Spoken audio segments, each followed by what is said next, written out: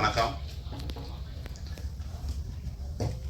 முதல்ல இந்த படத்தை இது பெரிய ஓப்பனிங்லாம் இல்லை. நாங்கள் படம் ஃபஸ்ட்டு வெள்ளிக்கிழமை ரிலீஸ் பண்ணும்போது சும்மா கொஞ்சம் தேட்டரில் நானே சொன்னது ஒரு 125 தேட்டர் ரிலீஸ் பண்ணால் போதும் அப்படி தான் சொல்லியிருந்தேன்.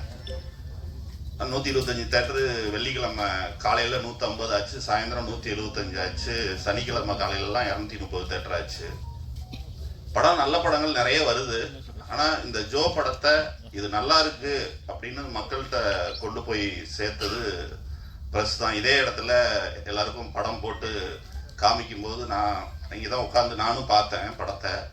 அப்போது பத்திரிக்கையாளவங்க எல்லாமே நல்லா என்ஜாய் பண்ணி படம் பார்த்தீங்க.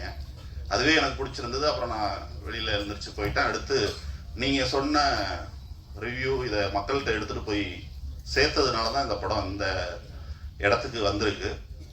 அதுக்கு முதல்ல நன்றி எல்லாருக்கும், இன்னைக்கு வந்ததுக்கும் நன்றி.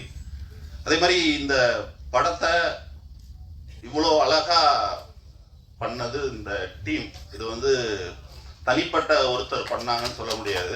இது ஒட்டுமொத்தமாக அவங்க இந்த கதையை என்கிட்ட அப்புறமா சொன்னது 2019 இந்த கதையை அவங்க ரெடி பண்ணிட்டு இருக்காங்க. ப்ரொடியூசர் கிடைக்காம ஒரு நாள் என்னை சந்திக்கிறாங்க.